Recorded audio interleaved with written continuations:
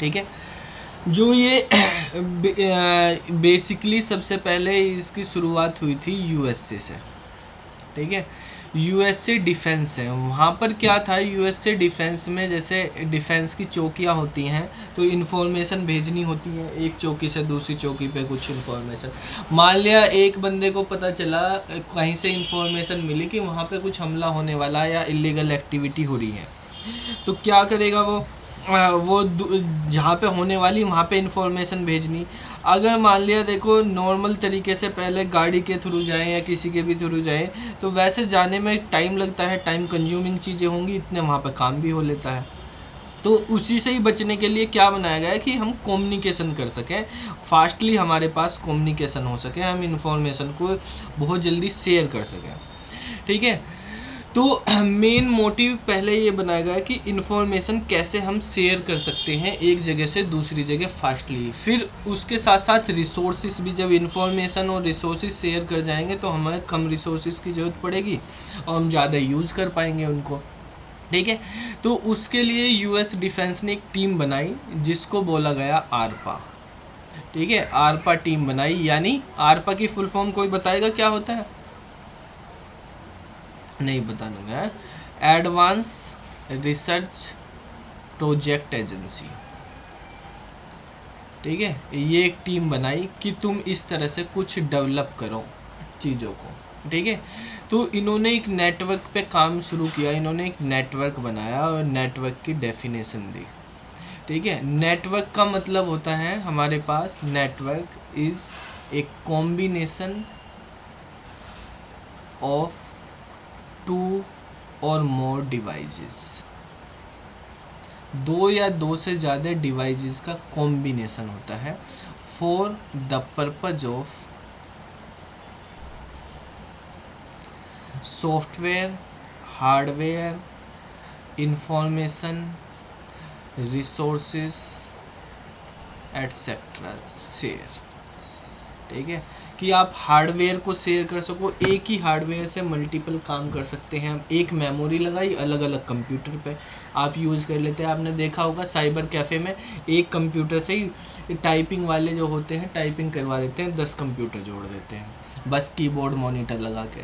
Software भी एक ही जगह इंस्टॉल कर दिया, वही एक ही वर्जन लिया और सब पे चला दिया।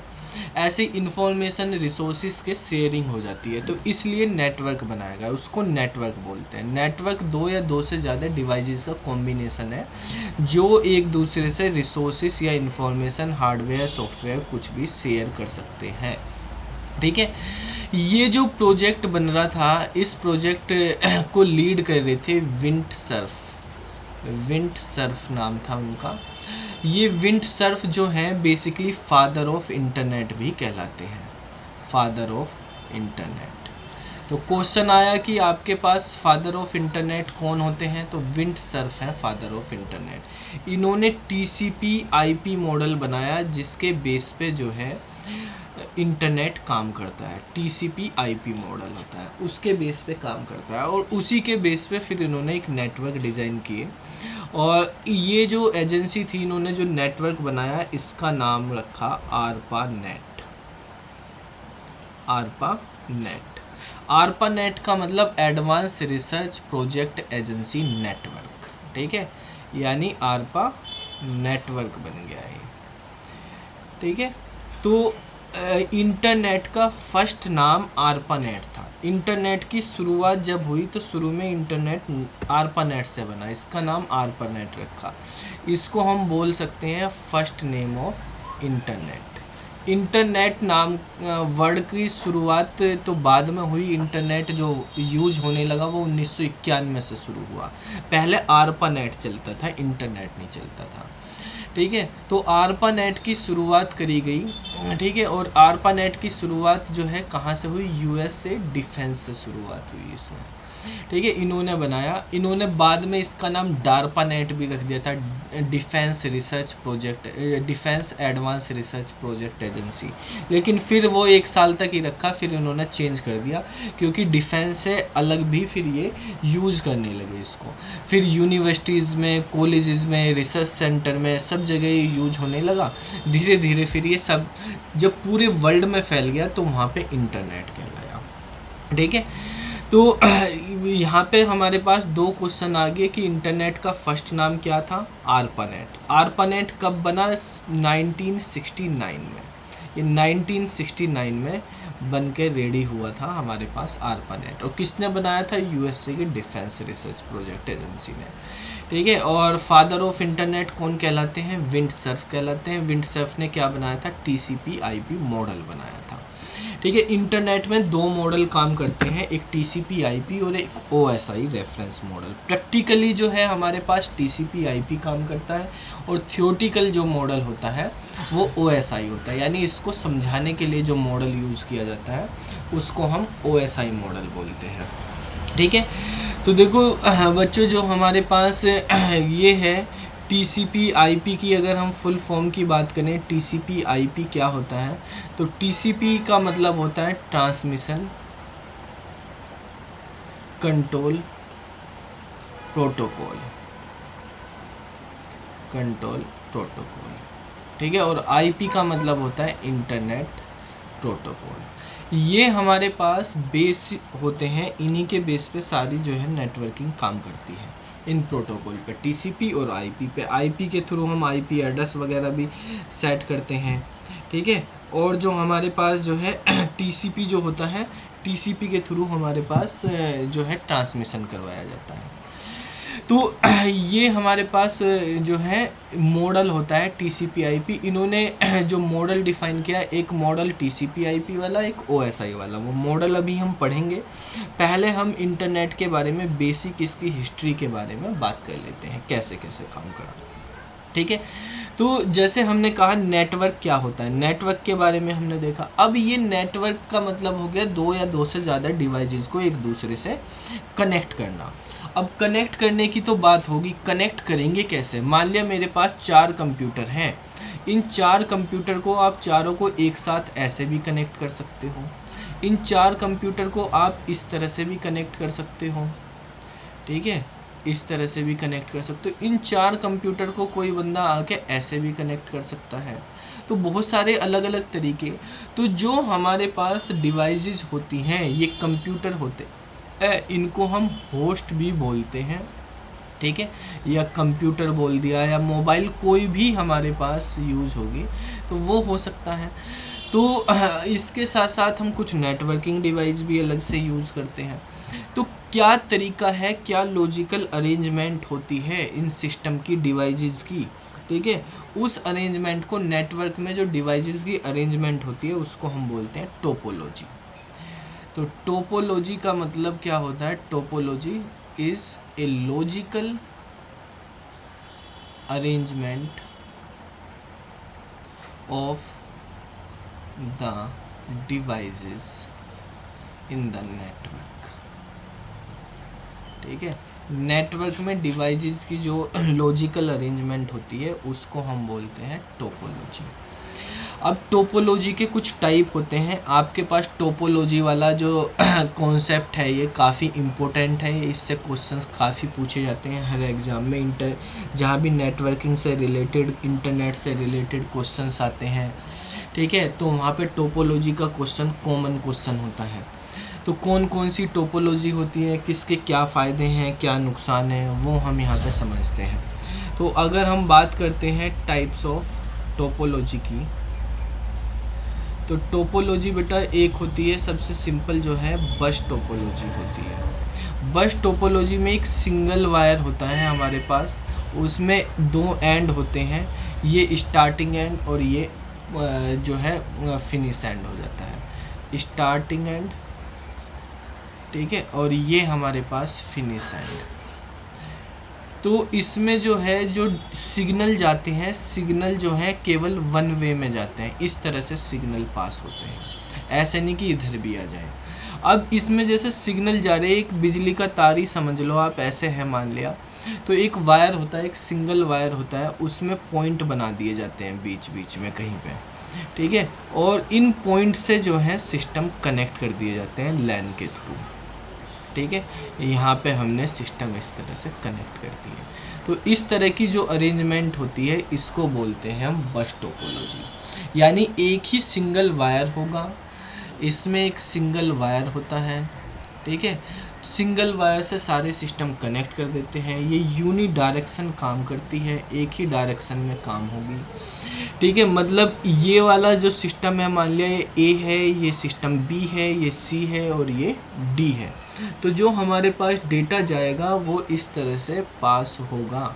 यानी ए वाला बी को भी भेज सकता है, सी को भी, डी को भेज सकता है, लेकिन बी वाला ए को नहीं भेज सकता, ये सी और डी को ही भेज सकता है। तो यूनी डायरेक्शन में ये काम करता है, एक ही डायरेक्शन में होती है, ठीक है। ये सबसे चीपेस्ट पड़ता है क्योंकि एक ही वायर की ज़रूरत है, ज़्यादा वायर लगाने की ज़रूरत नहीं। तो ये सबसे सिंपल है, इसको क्रिएट करना, बनाना और क्या नाम जी, इसमें सिस्टम ऐड करना, और कॉस्टिंग भी इसकी सबसे कम पड़ती है। लेकिन जो है इसकी एक ड्रॉबैक ये है कि अगर कहीं से भी आपका वायर मान लिया यहाँ से ख़राब हो गया तो आगे सिग्नल नहीं जा पाएंगे, आगे जितने भी सिस्टम है वो सब नेटवर्क से डिस्कनेक्ट हो जाएंगे, ठीक है।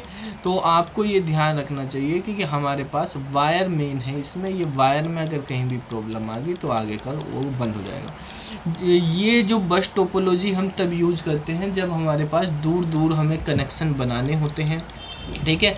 जैसे आप देखते हैं कि घर के अंदर तो आप बहुत सारे स्विच बना देते हो, ठीक है, स्विच बना रखे हैं, बोर्ड बना रखे हैं, उनसे अरेंज, लेकिन जो मेन रोड पे आपके पास खंबे लगे हुए हैं, बड़े बड़े खंबे जंगलों में भी जाते रहते हैं वे, तो उनमें कहाँ स्विच बना रहे हुए, तो एक सिंगल वायर जा रही है सीधी, ठीक है, तो वहाँ से वायर से कनेक्ट होते चले जाते हैं आगे, बीच बीच में खंबे लग जाते हैं वहाँ पे, तो वो हमारे पास एक सिंगल वायर से कनेक्ट हो रही। तो जब हमें लॉन्ग डिस्टेंस पे कनेक्शन क्रिएट करने होते हैं तो बस टोपोलॉजी का यूज़ करते हैं। लेकिन अब बस टोपोलॉजी में ड्रॉबैक ये होगी कि बी वाला ए वाले को डेटा नहीं भेज सकता, तो इस प्रॉब्लम को सोल्व करने के लिए एक दूसरी टोपोलॉजी बनाई गई, जिस टोपोलॉजी का नाम रखा गया है रिंग टोपोलॉजी।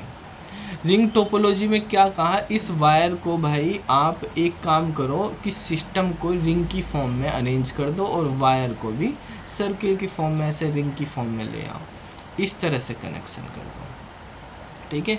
अब ये सिस्टम है आपके पास ए बी सी, इसमें जो है सिस्टम को ही डायरेक्ट कनेक्ट कर लिया। यहाँ पे वायर से सिस्टम पे जाने के लिए अलग से लैन केबल बोली गई, इसको ड्रॉप लाइन भी बोलते हैं। यहाँ पे एक ड्रॉप लाइन बनाई गई, लेकिन इसमें ऐसी कोई ड्रॉप लाइन की ज़रूरत नहीं, बस ए बी को सिग्नल भेजेगा, बी सी को भेजेगा, सी डी को भेजेगा, डी वापस से ए को भेजेगा। अब ए को अगर डी को सिग्नल भेजना, ये इसको भी भेज सकता है, डी भी ए को भेज सकता है, ठीक है, सब एक दूसरे को भेज सकते हैं, लेकिन डायरेक्टली नहीं भेज सकते। इसके अंदर जो है इसका जो ये सिग्नल भेज सकता है डायरेक्टली हमारे पास यहाँ पे जा रहा है, इसका एक ही हमारे पास वो रहता था, मतलब एडजेसेंस रहता था। यहाँ पे दो हैं, इसके पीछे भी है, इसके आगे भी, लेकिन पीछे वाले से ये रिसीव कर सकता है, आगे वाले को भेज सकता है। अगर ए को डी को सिग्नल भेजना, डायरेक्ट नहीं भेजेगा, भेजेगा ऐसे ही। तो इसका मतलब ये भी यूनी डायरेक्शनल होती है। यूनी डायरेक्शनल होने के साथ साथ ये सबको भेज सकते हैं एक दूसरे को, ठीक है। तो ये इसमें फ़ायदा हो जाता है, लेकिन इसमें जो है हमारे पास कुछ नुकसान भी हैं। अगर मान लिया ए को डेटा डी को भेजना, तो वो बी के पास भी जा रहा, सी के पास भी जा रहा, तो डी के पास जाने के लिए इसके पास भी और इसके पास भी, दोनों के पास जाना पड़ रहा उसको। तो कॉन्फिडेंशियल इन्फॉर्मेशन एक तरह से ब्रॉडकास्ट हो गई आपके पास, सबके पास जाके तब गई वहाँ पर। लेकिन ये है कि हम भेज सकते हैं कहीं भी, किसी को भी, आगे पीछे किसी भी तरीके से। दूसरा इसमें ड्रॉबैक ये हो जाती है कि इसमें भी अगर वायर ख़राब हो गया तो ये भी डिस्टर्ब, इसमें सिस्टम भी ख़राब हो गया अगर कोई, तो सिस्टम के ख़राब होने से भी ये टोपोलॉजी बंद हो जाएगी। आगे मान लिया सी ख़राब हो गया तो अब ए से बी तक ही जा सकता है, डी से ए तक जा सकता है, इसका आगे का यहाँ पे कम्युनिकेशन बंद हो जाएगा। तो ये हमारे पास यूनी डायरेक्शनल होती है, रिंग टोपोलॉजी होती है। इसमें अगर हमारे पास एक भी सिस्टम ख़राब हो जाता है तो पूरा अरेंजमेंट आपका डिस्टर्ब हो जाता है, ठीक है।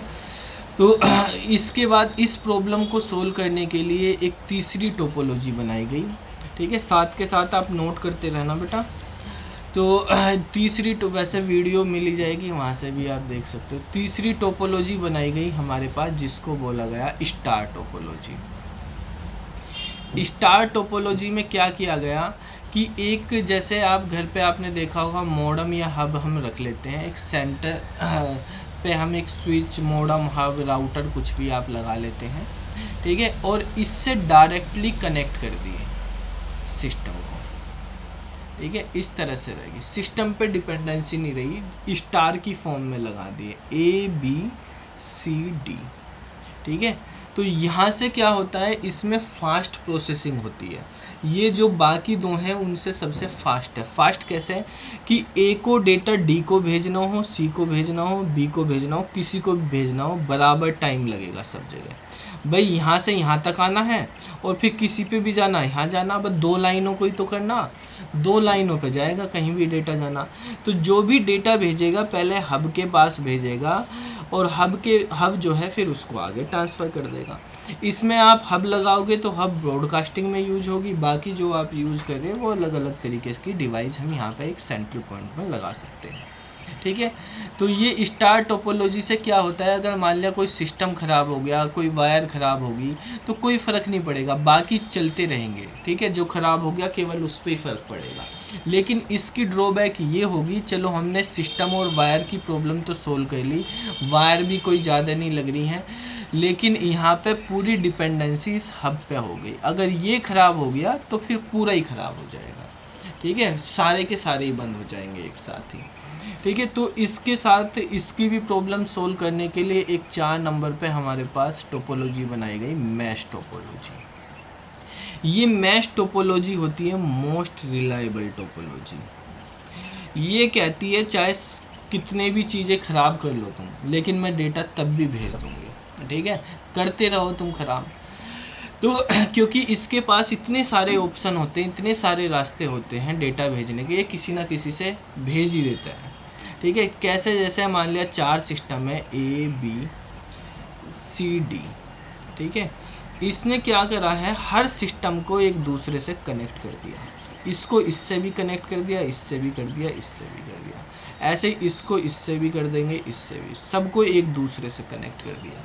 तो कोई एक ख़राब हो गया, 2 ख़राब हो गया, तीसरा बचा हुआ वहाँ से भेज देगा। इसके पास हर नोड के पास 4 वो हैं ऑप्शन है, इनको हम नोड बोल दो, सिस्टम बोल दो, इस तरह से, या डिवाइस बोल दो, कुछ भी। तो ये जो है मोस्ट रिलायबल टोपोलॉजी कहलाती है, लेकिन ये ज़्यादा कॉस्टली पड़ती है।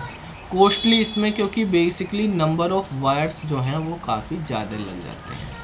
नंबर ऑफ़ वायर जैसे आप सिस्टम बनाते हो तो उतने बढ़ जाते हैं। मान लिया इससे रिलेटेड आपके पास न्यूमेरिकल क्वेश्चंस भी आ सकते हैं कि एक मैश टोपोलॉजी है, उसके अंदर n नोड है। नोड का मतलब ये सिस्टम या डिवाइस जो हम लगी हुई है, n नोड है, तो हर नोड पे कितने पॉइंट बनेंगे, नंबर ऑफ पॉइंट्स, ठीक है। या पोर्ट भी बोल सकते हैं जिससे कनेक्ट करें, फॉर ईच नोड पे कितने पॉइंट बनेंगे। तो देखो मतलब कितने पोर्ट का मतलब कितने कनेक्शन यहाँ से जा रहे हैं, ठीक है। तो देखो 4 टोटल हैं अगर हमारे पास, तो आप देख रहे हैं हर नोड पे 3-3 पॉइंट बने हुए हैं, क्योंकि 4 हैं तो ये बाकी 3 से कनेक्ट होगा, 5 होंगे तो 4 से कनेक्ट होगा, ऐसे ही n होंगे तो कितने पोर्ट बनेंगे हर नोड पे, n-1 बन जाएंगे। तो यहाँ पे n-1 पोर्ट हमारे पास क्रिएट हो जाएंगे, एक कम होता है। अब आपसे पूछ लिया इसमें वायर कितने लगेंगे। वायर देखो यहाँ पे 6 वायर लगे हुए हैं। बेसिकली वायर हमें अगर बात करनी है तो वायर होते हैं n×n-1/2, इतने जो है नंबर ऑफ कनेक्शन बोल दो, नंबर ऑफ कनेक्शन या वायर की रिक्वायरमेंट होती है, ठीक है। कैसे, n की वैल्यू जैसे यहाँ पे 4 थी, तो 4 × 3/2, तो कितने लग गए आपके पास, 6 वायर लग रहे, देखो इसमें।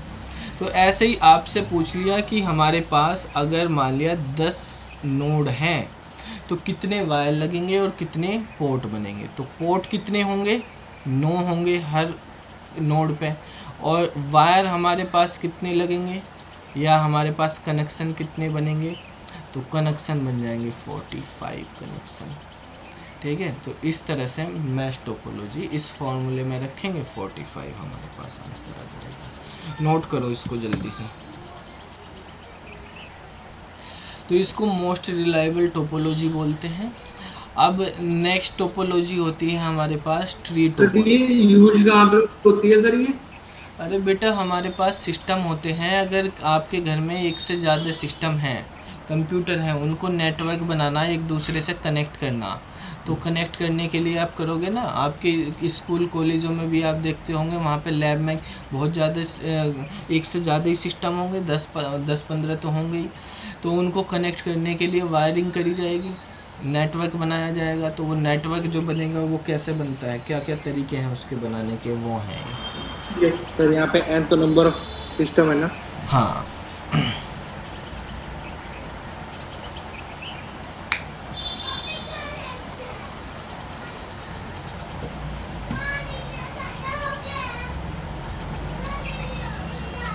अब देखो, एक होती है हमारे पास 5 नंबर की होती है ट्री टोपोलॉजी। ट्री टोपोलॉजी क्या होती है, जैसे यूनिवर्सिटीज़ हैं, बड़े बड़े कैंपस हैं, वहाँ पे यूज़ करी जाती है। मान लिया हमारे पास एक ये कनेक्शन लिया आपने, ठीक है, कंपनी से कनेक्शन लिया, उन्होंने एक राउटर आपको लगा के दे दिया ए नाम का। अब आपका कॉलेज चाहता है कि मैं कंप्यूटर डिपार्टमेंट वालों के लिए अलग लैब है, उसमें अलग कनेक्शन बनाया जाए, और जो है मान लिया आपके पास कंप्यूटर वालों का अलग हो गया, और जो है आईटी वाले बच्चे उनके लिए अलग हो गया, या जो मैकेनिकल वाले, इलेक्ट्रिकल वाले, उनके लिए अलग हम नेटवर्क बना रहे हैं। तो उन्होंने 2 पार्ट में इसको डिवाइड कर दिया अलग अलग, यहाँ पे बी कर दिया, यहाँ पे सी कर दिया। तो ये अपना एक्सिस करेंगे, ये अपना एक्सिस। तो ऐसे ही अगर इनमें भी हमारे पास अलग अलग बनाने, भाई इसकी लैब अलग बनेगी, आईटी में भी हमारे पास, या कंप्यूटर साइंस में एक सीएस वाली बना दी, एक आईटी वाली बना दी, बाकी में अलग अलग बना दी, एक मैकेनिकल की, सिविल की, अलग अलग आप कैसे भी क्रिएट कर सकते हो। तो ये जो इस फॉर्म में हमारे पास क्रिएट होंगे उसको हम बोलेंगे ट्री टोपोलॉजी। ये एक ट्री की फॉर्म में बन रही है, ठीक है। तो एक से ज़्यादा कनेक्शन यहाँ पे हम क्रिएट कर सकते हैं। एक होता है 6 नंबर का हाइब्रिड टोपोलॉजी। 6 तरह की ये टोपोलॉजी नेटवर्क में हम यूज़ करते हैं। हाइब्रिड टोपोलॉजी का मतलब होता है कि आपको नहीं पता, आप कोई बंदा जो है उसने पढ़ाई नहीं की हुई है, लेकिन कोई वो क्या नाम जी, बाइक के, कार के, आप शोरूम में जाते हैं या दुकान पर जाते हैं, आपकी बाइक ख़राब हो जाती है, वो बंदा कोई, वो तो मैकेनिकल की पढ़ाई तो करके आया नहीं, इंजीनियरिंग तो करी नहीं, लेकिन तब भी सही कर देता है, उसके पास जुगाड़ है, सब लगा के कर देता है। अब ऐसे ही जिस बंदे ने पढ़ी हुई नेटवर्किंग, तो वो तो पढ़ाई के अकॉर्डिंग अपने कनेक्शन बना लेगा। जिसने नहीं पढ़ी हुई, कैसे ही वो काम आता है, बस उसको जोड़ना ओढ़ना ऐसे ही, तो वो तो कैसे भी जोड़ दे, उसकी मर्जी। तो हाइब्रिड का मतलब जैसे मर्जी ऐसे लगा दो, जुड़ने चाहिए बस, ठीक है। कोई पैटर्न वैटर्न फॉलो नहीं करना, जैसे मर्जी जो तार जहाँ लगाना वहाँ लगा दो, ठीक है। आप जैसे बिजली की फिटिंग करवाते हैं घर पे, तो जो बिजली वाला आता है वो तो सही तरह से फिटिंग लगाता है कि यहाँ पे ये चीज़ें अपने आप करने लगो, कहीं कोई भी वायर निकाल लो, चलो लगा दो, ठीक है, ऐसे ही वायर लगाना। तो हाइब्रिड वही है कि इसमें आप कैसे भी कनेक्ट कर, मेन है आपका कनेक्ट करना। आप चाहे आपके पास सिस्टम ऐसे बने, ऐसे लगा दो, ठीक है। इसमें कोई टोपोलॉजी नहीं बनी, ना रिंग बनी, ना बस बनी, ना ये, ठीक है। आपने ऐसे कर दिए, बस ये बना के छोड़ दिए 4 सिस्टम को। तो मतलब हाइब्रिड का मतलब आप किसी भी तरीके से उसको कनेक्ट कर दो, या हम बोल सकते हैं कॉम्बिनेशन, ठीक है, कॉम्बिनेशन ऑफ 2 और मोर टोपोलॉजी।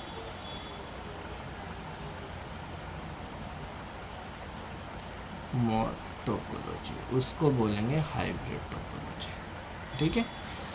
तो ये तो होगी हमारे पास टोपोलॉजी के टाइप कि क्या क्या टोपोलॉजी हम नेटवर्क में यूज करते हैं, ठीक है। अब बात आती है, जैसे हमने नेटवर्क की बात करी कि नेटवर्क है, अब टोपोलॉजी बनने के बाद कैसे कैसे नेटवर्क बनेंगे हमारे पास, नेटवर्क के बारे में हम देख लेते हैं, ठीक है। तो भाई जो नेटवर्क होते हैं हमारे पास, नेटवर्क के कुछ टाइप होते हैं, टाइप्स ऑफ नेटवर्क। नेटवर्क के टाइप क्या है? सबसे पहला नेटवर्क और सबसे छोटा नेटवर्क होता है पैन। पैन का मतलब होता है पर्सनल एरिया नेटवर्क, ठीक है, जो आप पर्सनली अपने यूज़ के लिए बनाते हो। जैसे आप ब्लूटूथ से बना लेते हो, दो मोबाइल हैं, ब्लूटूथ से कनेक्ट कर लिया आपने, तो उनका भी कनेक्शन बन गया, दो डिवाइस एक दूसरे से कनेक्ट होगी तो वो नेटवर्क बन गया। तो मेनली पर्सनल एरिया नेटवर्क आप एक फ़ाइल को शेयर करने के लिए शेयर इट यूज़ करते हो, शेयर इट से भी ऐसे ही बनते हैं, ठीक है। ब्लूटूथ यूज़ कर रहे हो तो वो सब क्या है, पर्सनल एरिया नेटवर्क में आते हैं, ठीक है। इसमें 2-4 डिवाइस आप ऐसे ही पर्सनली कनेक्ट करके यूज़ कर सकते हो। तो मेनली पैन का यूज़ होता है ब्लूटूथ कनेक्शन में, ठीक है। ब्लूटूथ में जब हम डिवाइसेस कनेक्ट करते हैं तो ब्लूटूथ डिवाइसेस इस तरह से कनेक्ट होती हैं। जैसे एक तो होता है हमारे पास सेंडर, जिसको हम बोलते हैं मास्टर, और उससे कनेक्ट कर दिए जाते हैं बाकी डिवाइसेस, जिनको हम बोलते हैं रिसीवर या स्लेव, ठीक है। तो ये हमारे पास इस तरह, एम का मतलब है मास्टर, मास्टर मतलब होता है सेंडर, एस का मतलब होता है स्लेव, और स्लेव का मतलब होता है रिसीवर, ठीक है। एक बंदा, उसने 2-3 बंदों को कनेक्ट कर लिया अपने ब्लूटूथ से या शेयर इट से, और वो सबको मूवी भेज रहा है, गाने भेज रहा है, ठीक है। तो यहाँ पर क्या हो गया, जो सेंड कर रहा सेंडर वो तो मास्टर कहलाएगा, बाकी रिसीवर। जब हम ब्लूटूथ का कनेक्शन बनाते हैं तो इस कनेक्शन में हमारे पास कितनी डिवाइसेस कनेक्ट हो सकती हैं, या इस कनेक्शन को हम क्या बोलते हैं? किसी को पता है ब्लूटूथ के कनेक्शन को क्या बोला जाता है? जो ब्लूटूथ का नेटवर्क बनता है क्या बोलते हैं उसको?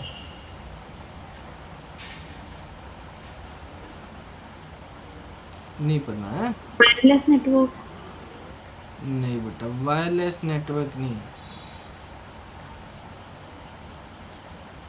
कोई और बताएगा क्या बोलते हैं? नहीं पता, चलो कोई बात नहीं। बेटा इसको हम बोलते हैं पीकोनेट, ठीक है। जो ब्लूटूथ का नेटवर्क बनता है उस नेटवर्क को हम बोलते हैं पीकोनेट। और अगर एक ब्लूटूथ नेटवर्क में कितनी डिवाइसेस हम कनेक्ट कर सकते हैं, मेन ये आता है। तो जो ब्लूटूथ नेटवर्क होता है, इसके नेटवर्क को बोला जाता है पीकोनेट, और एक पीकोनेट में 8 डिवाइसेस आप कनेक्ट कर सकते हो, बस 8 से ज़्यादा नहीं कर सकते। 8 डिवाइसेस में क्या होता है, एक हमारे पास मास्टर होगा और 7 स्लेव होंगे, ठीक है। अगर आपको 8 से ज़्यादा यूज़ करनी है, ठीक है, पीकोनेट 3 बिट का बनता है, 2 की पावर 3 8 हो जाते हैं, ठीक है, इसमें 3 बिट होती हैं। अगर आपको 8 से ज़्यादा डिवाइसेस क्रिएट करनी तो ब्लूटूथ का भी नेटवर्क बनाएंगे, पीकोनेट का भी नेटवर्क बनाएंगे। जैसे मान लिया हमारे पास एक मास्टर है ये, ठीक है, एक हमने ये ब्लूटूथ का एक रेंज होती है ब्लूटूथ की कि इतने एरिया में ब्लूटूथ काम कर रहा, तो इस एरिया में जो हमारे पास और बाकी मोबाइल होंगे वो यहाँ पे कनेक्ट हो जाएंगे। मान लिया एक बंदा और है, उसने भी अपना यहाँ पे चलाया हुआ है, उसका इतनी रेंज में काम कर रहा है, ठीक है, तो इसने भी यहाँ पे कनेक्ट किए हुए हैं अपने स्लेव, यहाँ पे इसका एक स्लेव यहाँ पे आ रहा, तो यहाँ पे आ रहा, तो ये यहाँ से इससे भी कनेक्ट हो रहा है, इसको भी मान लिया हम स्लेव ही कर देते हैं। तो इसको एक काम करते हैं, मास्टर और स्लेव दोनों का, ये इससे डेटा ले रहा और इसको भेज रहा, ऐसे भी हो सकता है। ये मास्टर का भी काम कर रहा, स्लेव का भी काम कर रहा, यहाँ से डेटा लेके यहाँ पे भेज रहा। एक बंदा ऐसा भी हो सकता है जो दोनों जगह से डेटा ले रहा हो। जैसे मान लिया एक मास्टर यहाँ पे, इसका भी एरिया है, मान लिया ये एरिया काम कर रहा है, और यहाँ पे एक स्लेव है, ये इससे भी डेटा ले रहा और इससे भी डेटा ले रहा, ठीक है, और यहाँ पे भी स्लेव, ऐसे भी हो सकते हैं आपके पास। तो ये एक पिकोनेट 1 है, P1, और ये एक पिकोनेट 2 है, ये पिकोनेट 3 है। ऐसे ही पिकोनेट के कलेक्शन को हम बोलते हैं स्कैटरनेट, ठीक है, इसको क्या बोलेंगे, स्कैटरनेट। तो ब्लूटूथ नेटवर्क हमारे पास दो तरह के होते हैं ब्लूटूथ में, एक पिकोनेट और एक स्कैटरनेट। पिकोनेट में 8 ही डिवाइस कनेक्ट होती हैं, अगर 8 से ज़्यादा हमें ब्लूटूथ में कनेक्शन करने तो उसको हम स्कैटरनेट के थ्रू कर सकते हैं। स्कैटरनेट होता है कलेक्शन ऑफ 2 और मोर पिकोनेट। ठीक है, नोट करो इसको। बार इसका नाम रिपीट कर देना सर। Scatternet, SCATTER।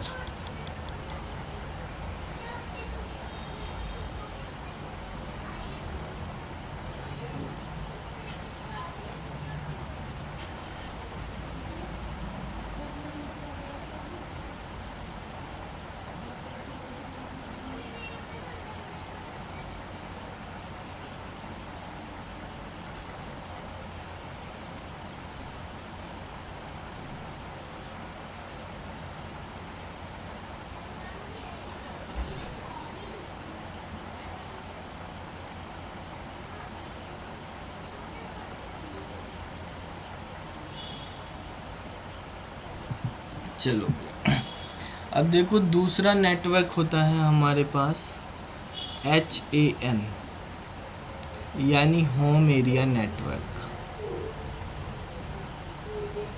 आप अपने घर के सिस्टम है, कंप्यूटर है, आपने अपने घर पे एक वाईफाई लगवाया है, उस वाईफाई से जो है बेसिकली आपने कनेक्ट कर लिए अपने घर के मोबाइल के लिए, 2-3 कंप्यूटर के लिए, उसको हैन बोल देते हैं। तीसरा होता है हमारे पास लैन।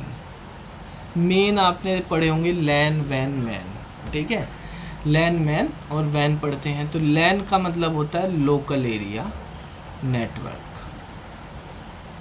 जो बेसिकली हमारे पास एक बिल्डिंग में यूज़ कर रहे हैं। एक कंपनी है, एक ऑर्गेनाइजेशन है, अपने ऑफिस में यूज़ करती है, जो बेसिकली ऑफिस या बिल्डिंग, ठीक है, में हम यूज़ करते हैं एक बिल्डिंग में। ये 50 मीटर की रेंज तक, 50 से 100 मीटर की रेंज तक के एरिया में काम करते हैं। फोर्थ होता है हमारे पास लैन से थोड़ा बड़ा कैन, हम यूज़ कर लेते हैं। ठीक है, कैन का मतलब होता है कैंपस। यूनिवर्सिटीज़ में यूज़ कर लेते हैं, कैंपस है, campus area network. University kilometre तक भी फैली हो सकती है, तो वहाँ पे हम इसको यूज़ कर लेते हैं। पांचवा नेटवर्क है हमारे पास मैन, यानी मेट्रोपॉलिटन एरिया नेटवर्क। वैन कहाँ है सर? वैन बेटा आएगा अभी। Metropolitan area network, metropolitan area network का मतलब होता है जो सिटीज़ के अंदर होता है। एक सिटीज़ के जितने भी कनेक्शन है उनको, जैसे दिल्ली के अंदर MTNL है, MTNL पूरे इसको कनेक्ट कर रहा है। तो जो सिटीज़ को कनेक्ट करता है, सिटीज़, टाउन, ठीक है, विलेजेस, इनमें हमने पूरे में यूज़ किया हुआ है, तो वहाँ पे हम यूज़ कर लेते हैं मैन का। ठीक है, बेसिकली विलेज में तो आप छोटा भी यूज़ कर सकते हैं, ठीक है, लेकिन हमने बोल दिया कि बड़ा टाउन है, सिटी है, वहाँ पे हम मैन का यूज़ करेंगे। 6 नंबर होता है वैन। वैन का मतलब होता है वाइड एरिया नेटवर्क। ठीक है, ये वाइड एरिया नेटवर्क जो होता है, यही एक्चुअल में हमारे पास इंटरनेट कहलाता है। ये पूरे वर्ल्ड को कनेक्ट करके रखता है। ठीक है, वैन को ही हम क्या बोलते हैं, इंटरनेट बोलते हैं। ये पूरे वर्ल्ड को कनेक्ट कर रहा है। जैसे सबसे छोटे में हमारे पास पैन था। अगर इन 3 मेन नेटवर्क की बात करते हैं हम, लैन, मैन और वैन की, तो ये आपकी एक बिल्डिंग के लिए हो गया, ये आपकी पूरी सिटी के लिए हो गया, ये आपके जो है पूरे जो है वर्ल्ड के लिए हो गया, कनेक्ट करने के लिए। तो ये कुछ बेसिक हमारे पास नेटवर्क के टाइप थे जो हमने यहाँ पे देखे। अब देखो जैसे इंटरनेट है, इसमें भी वर्ल्ड में जब हम कनेक्ट कर रहे हैं तो बात ये होती है कि आप जो है वर्ल्ड में क्या पब्लिकली कनेक्ट कर रहे हैं या प्राइवेटली कनेक्ट कर रहे हैं, किस तरह से कनेक्ट कर रहे हैं उससे क्या, यानी हम इंटरनेट से कनेक्ट तो हो रहे, लेकिन कुछ इन्फॉर्मेशन हम चाहते हैं कि सबको ना मिले, हमारी इन्फॉर्मेशन हमारे पास ही रहे। मान लिया एक कंपनी है, उस कंपनी का एक ब्रांच दिल्ली में और एक ब्रांच मुंबई में, तो उनको कनेक्ट करने इंटरनेट की ज़रूरत पड़ेगी, मल्टीपल सिटीज़ को कनेक्ट करना, तो इंटरनेट की ज़रूरत पड़ेगी। लेकिन वो चाहते हैं कि उनकी कंपनी की इन्फॉर्मेशन बाहर ना जाए, कंपनी के अंदर ही ब्रांच में ही एक्सेस हो। तो वो किस तरह से यूज़ करेंगे? तो बेसिकली इंटरनेट को भी हमारे पास, ये तो नेटवर्क हो गई। अगर इंटरनेट की बात करें, इंटरनेट भी हमारे पास 3 तरीके से यूज़ होते हैं। एक तो होता है इंटरनेट वर्ड, एक होता है इंट्रानेट, और एक होता है एक्स्ट्रानेट। ठीक है, इंटरनेट का मतलब होता है पब्लिक नेटवर्क है। ठीक है, इसको कोई भी एक्सेस कर सकता है। जहाँ भी इंटर वर्ड आया, इंटर का मतलब होता है बिटवीन, 2 या 2 से ज़्यादा नेटवर्क के बीच में कनेक्शन कर जाएगा। ये पब्लिकली यूज होता है, कोई भी इसको यूज कर सकता है, पूरे वर्ल्ड में कहीं पर भी एक्सेस किया है। इंट्रानेट जो होता है वो होता है प्राइवेट नेटवर्क। ठीक है, इसको जो है कंपनी का नेट, कंपनी बेसिकली इसी तरह से यूज़ करती है। आप ऑफिसों में जब जॉब करोगे वहाँ पे वो अपना नेटवर्क बनाते हैं कंपनी में। ठीक है, तो उनमें क्या होता है, कंपनी नेटवर्क के अंदर जो है हमारे पास ये बनता है कि प्राइवेट नेटवर्क होता है। उनके ऑफिस से बाहर आप उन चीज़ों को एक्सेस करोगे वो नहीं खुलेंगी। ठीक है, ऑफिस के कंप्यूटर पे ही ओपन होंगी। ऑफिस में ही उन्होंने अपना सर्वर लगा रखा, उस सर्वर पे जो इन्फॉर्मेशन ऑफिस के कंप्यूटर पे ही ओपन होंगी। तो वो इंट्रानेट होता है, ये प्राइवेट नेटवर्क होता है। इंट्रा का मतलब होता है विद इन। इंट्रा वर्ड जो होता है ये बताता है विद इन, यानी अंदर की चीज़ें। ठीक है, और इंटर का मतलब होता है बिटवीन, यानी बाहर भी कर सकता है, इसका मतलब होता है बिटवीन। ठीक है, तो ये प्राइवेट नेटवर्क होता है, विद इन ऑर्गेनाइजेशन ही इसको एक्सेस किया जा सकता है। ठीक है, वहीं पे आप एक्स्ट्रा नेट जो है इंटरनेट और इंट्रानेट के बीच का काम करता है। इसमें हम VPN बना लेते हैं, virtual private network, virtual private network. जैसे आप गवर्नमेंट की कोई भी काम करोगे, गवर्नमेंट का, ठीक है, दिल्ली गवर्नमेंट है या दिल्ली के अंदर जो काम होते हैं गवर्नमेंट के, वो NIC पे काम करते हैं। NIC जो होती है नेशनल इंफॉर्मेटिक्स सेंटर होता है, गवर्नमेंट का काम NIC वाले करते हैं। तो उनकी वेबसाइट भी गवर्नमेंट की चीज़ें कॉन्फिडेंशियल है, केवल गवर्नमेंट एम्प्लॉय ही यूज़ करेंगे उनके ऑफिस में, बाहर तो यूज नहीं होंगी वे चीज़ें। ठीक है, उसमें भी जो जिसके काम की चीज़ें वहीं पे यूज होंगी। तो NIC वालों ने उन चीज़ों को, मान लिया जैसे किसी की सैलरी बननी है, ठीक है, तो सैलरी बनाने का काम, आप गवर्नमेंट की किस वेबसाइट पे सैलरी बनती है आपको पता है, कहाँ से, कौन से सॉफ्टवेयर पे पता है, वो पब्लिकली कोई भी नहीं बना सकता। ठीक है, ऐसे तो क्या होता है, वो गवर्नमेंट ने NIC को काम दिया हुआ है, NIC वालों ने अपना एक सर्वर बनाया हुआ है, नेटवर्क, वो उसी पे काम करेगा। ठीक है, तो वो इंटरनेट के थ्रू काम करता है। और वो खुलेगा भी MTNL के नेट पे ही। MTNL आपने लगवा रखा तो वो ओपन होगा, नहीं तो वो ओपन भी नहीं होगा। ठीक है, अब क्या होगा, अब MTNL पहले तो यूज होता था, लेकिन अब तो MTNL कम हो गई है।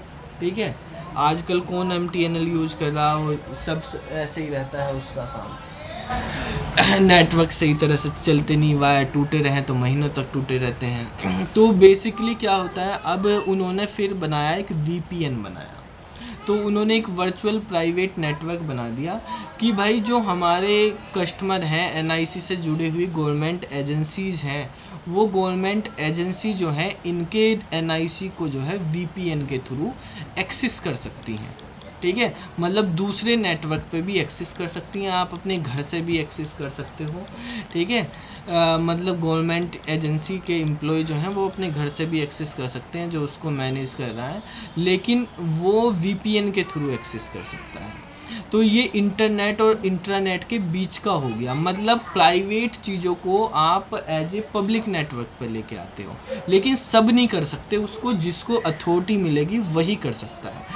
NIC से आपको एक ID पासवर्ड मिलेगा, NIC अपना एक डोमेन बना के देगा, तभी आप उसको एक्सेस कर पाओगे। ठीक है, तो बेसिकली हमारे पास जो है यहाँ पे क्या होता है, हमारे पास इसमें ऑर्गेनाइजेशन की चीज़ें जो हैं आप यूज कर पाते हो। वीपीएन एक वर्चुअल प्राइवेट नेटवर्क होता है जिसके थ्रू आप प्राइवेट और यानी इंटरनेट और इंट्रानेट को कनेक्ट करते हो। ये एक इंटरफेस के तरह काम करता है। यहाँ पे इंटरनेट है, यहाँ पे इंट्रानेट है, ठीक है।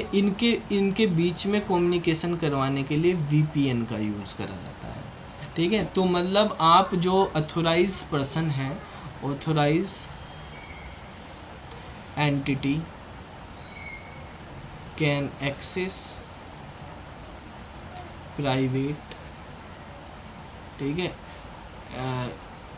जो इंफॉर्मेशन है, ठीक है, ऑन पब्लिक नेटवर्क, ठीक है। तो ये इसमें यूज किया जाता है, नोट करो इसको। हेलो हेलो, हाँ राम राम जी मम्मी जी, हाँ जी बताइए। अच्छा,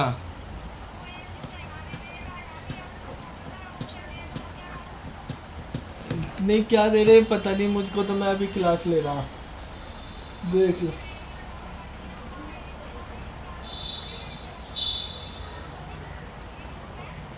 हाँ तो पता नहीं क्या है।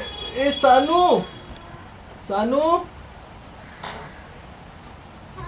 लो फोन आ रहा है, फोन पे बात कर लो, चलो। बड़ी मम्मी का। हेलो, किसका है फोन? चलो। सर हाँ बेटा। सर एक जो हम डिवाइसेस में वीपीएन यूज करते हैं और एक जो आपने यहाँ पे बताया, दोनों में क्या अंतर है? डिवाइसेस में भी तो ऐसे ही करते हैं बेटा। डिवाइसेस में वीपीएन हमें यहाँ पे आप अपने मोबाइल में भी वीपीएन एपीएन लगाने पड़ते हैं, ठीक है। एक्सिस पॉइंट नेटवर्क होता है जो मोबाइल में भी आप सेटिंग में जाते हो, वहाँ पे एपीएन मिलता है आपको, एक्सिस पॉइंट नेटवर्क। तो आप उस नेटवर्क को अपने मोबाइल में कैसे एक्सेस करोगे? आप जियो का कर रहे तो वहाँ पे जियो की सेटिंग करनी पड़ती है, एयरटेल का कर रहे तो एयरटेल की सेटिंग करनी पड़ती है। तो वो एक्सेस पॉइंट नेटवर्क होता है वहाँ पे। अगर आपको क्या नाम जी अपनी डिवाइस में करना तो वीपीएन का यूज़ करना पड़ेगा, फिर वीपीएन के थ्रू आप उसको एक्सेस कर सकते हो, ठीक है। तो ये हमारे पास नेटवर्क के कुछ टाइप होते हैं, ये आपको। अब देखो जैसे हमारे पास इंटरनेट आपको यूज़ करना है, इंटरनेट को एक्सेस करने के लिए आपको किन किन चीज़ों की रिक्वायरमेंट होती है इंटरनेट। हाँ सर जैसे अगर हम वीपीएन यूज कर रहे हैं तो मान लीजिए कोई गेम खेलना है जो इंडिया में बैन है सर, तो वो चल तो इंडिया के नेट से ही रहा है, फिर कैसे वो चल जाता है? बेटा चल जाएगा, वो इंडिया के नेट से नहीं, वो प्राइवेटली, वो इंटरनेट का मतलब नहीं होता, सर्वर का मतलब होता है।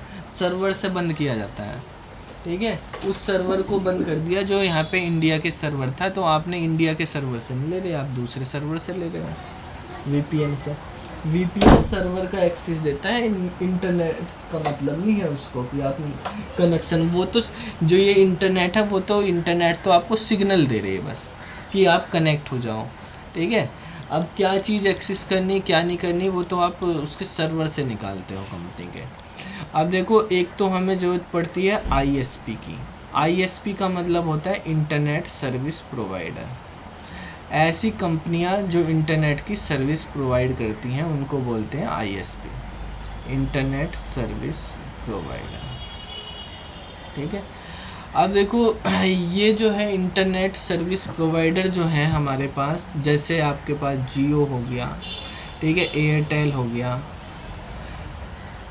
ठीक है, और भी हमारे पास एक्साइटल होगी, ठीक है, और अलग अलग तरह की कंपनी होती हैं। तो ये इंटरनेट की सर्विस प्रोवाइड। तो इंटरनेट हम कैसे चलाते हैं? पहले आईएसपी से कनेक्शन लेते हैं, आईएसपी कनेक्शन लाके हमारे पास मोडम में छोड़ देता है। यहाँ पे एक मोडम लगी होती है, ठीक है। मोडम की फुल फॉर्म होती है मॉड्यूलेशन डीमॉड्यूलेशन, ठीक है, मॉड्यूलेशन डीमॉड्यूलेशन।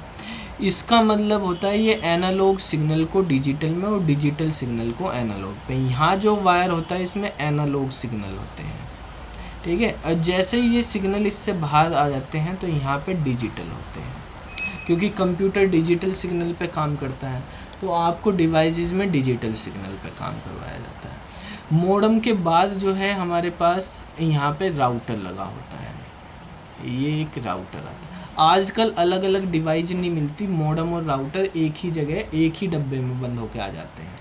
उसी में ही मॉडेम होता है, जो ISP का केबल लगा देते हैं वो मॉडेम से कनेक्ट कर देते हैं और फिर बाहर जो है निकाल के राउटर बना देते हैं। ठीक है, तो ये राउटर के पास आता है। फिर राउटर से जो है, राउटर ही हमारे पास पाथ डिसाइड करता है। जो IP एड्रेस होते हैं वो राउटर ही रीड करता है।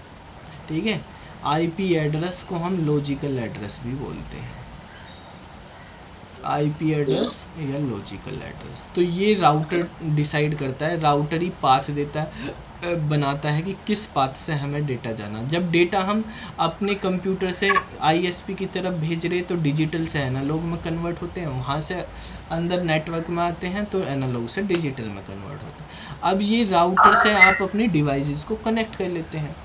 अब डिवाइसेस अगर मान लिया आपके पास राउटर से आपने कनेक्ट करी, डिवाइसेस बहुत ज़्यादा हैं, जैसे ऑफिस में 50-100 कंप्यूटर लगा रखे आपने, तो हमें कुछ स्विच का भी यूज़ करना पड़ता है, क्योंकि राउटर से इतने सारे नहीं होंगे। राउटर से हम स्विच कनेक्ट कर देते हैं। ये नेटवर्क डिवाइस हैं, जो हम नेटवर्क में आपसे पूछा गया कि नेटवर्क डिवाइस क्या क्या होती हैं, तो मॉडेम, राउटर, स्विच। ठीक है, ये सब क्या है हमारे पास नेटवर्क डिवाइस है। स्विच से भी आगे आपको कनेक्ट करने तो हमारे पास हब होते हैं, तो आप हब से कनेक्ट कर सकते हो। यहाँ पे इसने भी हब लगा दिए, ये इसके भी हब हो गए यहाँ पे। ठीक है, स्विच जो होता है यहाँ पर जो है हमारे पास मैक एड्रेस काम करता है, ये मैक एड्रेस को रीड करता है। और मैक एड्रेस जो है बेसिकली हमारे पास काम करता है, इसको हम फिजिकल एड्रेस भी बोलते हैं। फिजिकल एड्रेस ये नेटवर्क के लिए काम करता है।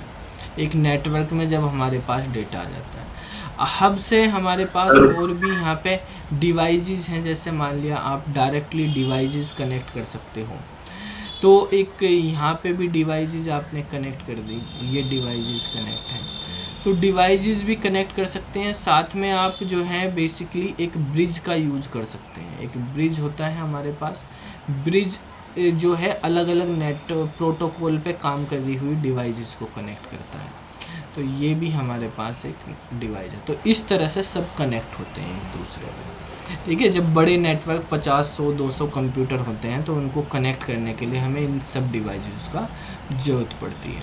ठीक है, साथ के साथ जिस भी कंप्यूटर पे डिवाइस पे आपको इंटरनेट एक्सेस करना, तो हमें कुछ ब्राउज़र की भी ज़रूरत पड़ती है। ठीक है, तो ब्राउज़र का हम यूज़ करते हैं। ब्राउज़र जैसे हमारे पास कौन कौन से होते हैं, आप सबसे ज़्यादा यूज़ करते हो गूगल का, गूगल क्रोम होता है।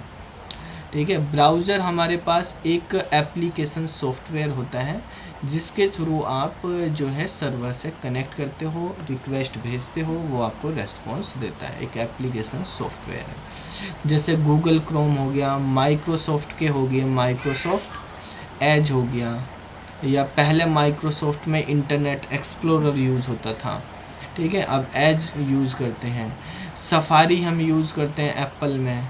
ठीक है, मोजिला होता है, फायरफॉक्स। ठीक है, ये सब हमारे पास क्या है, ये ब्राउज़र होते हैं। नोट कर लो इसको।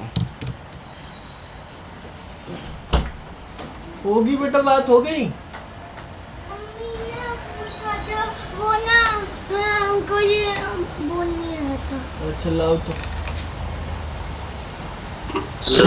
हाँ, तो ये जो इंटरनेट सर्विस प्रोवाइडर होते हैं वो हम तक तो इंटरनेट कैसे पहुंचाते हैं, क्योंकि हम तो ना मॉडेम यूज करते हैं ना राउटर यूज करते हैं। हाँ, तो मॉडेम और राउटर यूज नहीं करते बेटा।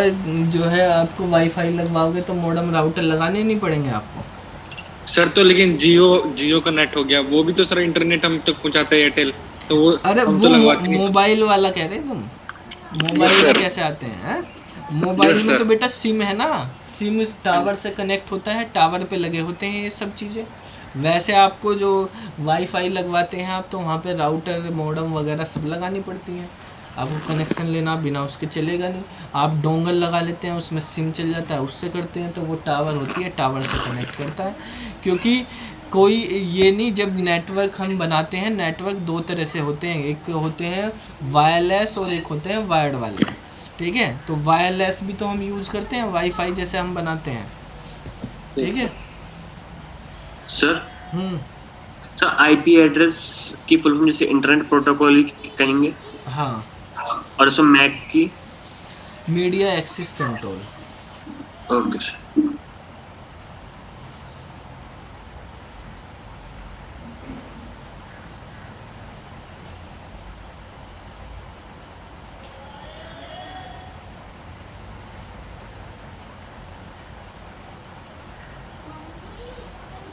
सर आप इनके जो क्वेश्चन कराते हो जैसे साइबर सिक्योरिटी कराया था वो मस्ट है ना?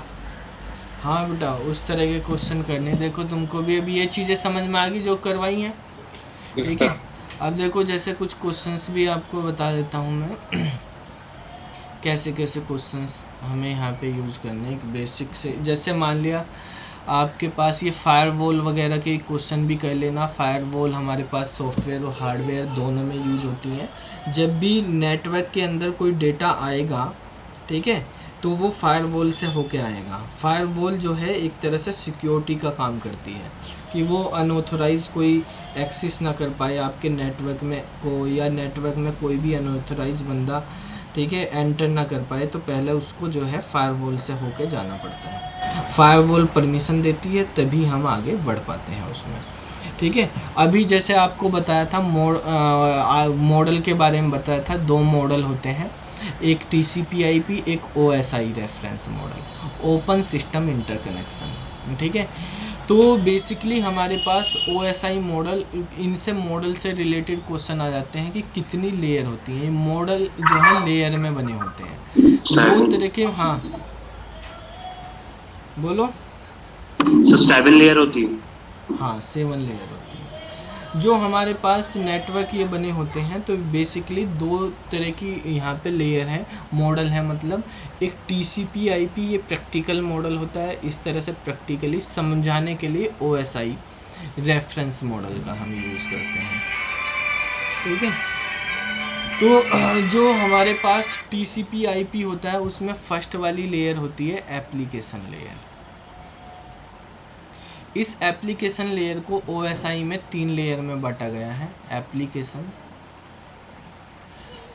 प्रेजेंटेशन और सेशन, ठीक है।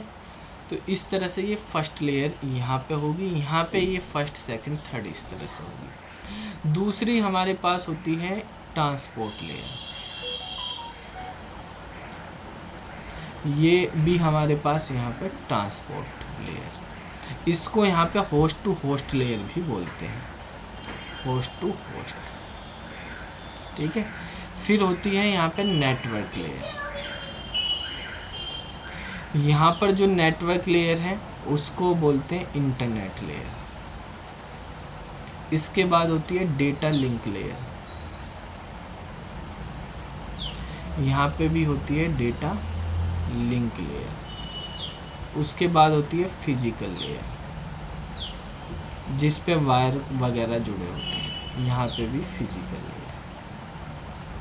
तो जो TCP/IP होती है इसमें 5 लेयर होती हैं और इसमें जो है 7 लेयर होती हैं, ठीक है। बाकी लेयर तो एक ही जैसी हैं, ठीक है। केवल ये लेयर जो है एप्लीकेशन लेयर में, यहाँ पे इसको एप्लीकेशन या प्रोसेस लेयर भी बोलते हैं, ठीक है। ये इंटरनेट लेयर या नेटवर्क लेयर भी कहलाती है, ठीक है। बाकी डेटा लिंक लेयर या फिजिकल लेयर हम बोलते हैं। अब देखो जो ये ट्रांसपोर्ट लेयर होती है ये ऑपरेटिंग सिस्टम से कांटेक्ट करती है, ठीक है। इसको हम हार्ट बोलते हैं, हार्ट ऑफ OSI, ठीक है। ये सब हार्डवेयर डिवाइस को सपोर्ट करने के लिए, यानी जितनी भी हार्डवेयर डिवाइसेस होती हैं वो इन लेयर पे काम करती हैं, ठीक है। उनके फंक्शन बताती हैं हार्डवेयर डिवाइसेस के क्या क्या फंक्शन होते हैं। इस लेयर पे काम करता है हमारे पास राउटर, इस लेयर पे काम करता है डेटा लिंक लेयर पे काम करता है स्विच, और फिजिकल लेयर होता है इस पे काम करता है हब या रिपीटर, ठीक है। और यहाँ पर जो है स्विच और ब्रिज ये काम करते हैं, ठीक है। यहाँ पे हब, रिपीटर, वायर जितने भी हम यूज़ करते हैं वो सब फिजिकल है। तो हार्डवेयर चीज़ें यहाँ पे काम करती हैं। जो हम सॉफ्टवेयर यूज़ करते हैं, सॉफ्टवेयर सब इन लेयर पे काम करते हैं। इनको हम सॉफ्टवेयर लेयर भी बोलते हैं, इनको हार्डवेयर लेयर भी बोलते हैं। तो ये सब सॉफ्टवेयर लेयर है और ये हार्डवेयर लेयर है। तो इसमें 7 लेयर हमारे पास यूज होती हैं। इनको शॉर्ट में याद करने के लिए तरीका, आज प्यारे सचिन तेंदुलकर ने दूध पिया। ठीक है, तो इस तरह से आप लिख सकते हैं। Application session, presentation session, transport network, data link. जब हम सेंडर की बात करते हैं तो सेंडर एंड में जो सेंडर होता है वो ऐसे काम करता है, इस तरह से रीड करता है। जो रिसीवर होता है, रिसीवर के पास इस तरह से काम करती है। मतलब पहली फिजिकल बन जाती है, दूसरी ये, तीसरी ये। रिसीवर के तरफ ये वाला काम होगा, सेंडर जो है इस एंड पे काम करेगा ऐसे। ठीक है, नोट कर लो ये।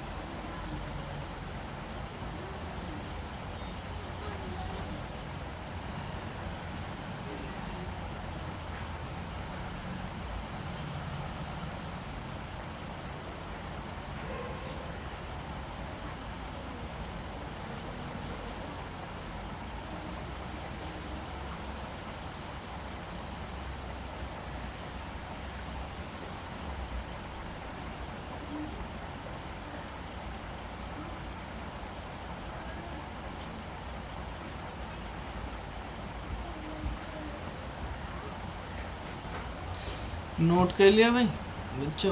अब देखो, जैसे हमने यहाँ पे बात करी कि किस तरह से हमारे पास यूज होंगी चीज़ें, तो ये लेयर के बारे में बात होगी। अब देखो, जैसे हमारे पास यहाँ पे इस क्वेश्चन में है कि कितनी, how many layer does OSI reference model है। तो कितनी लेयर होंगी इसमें?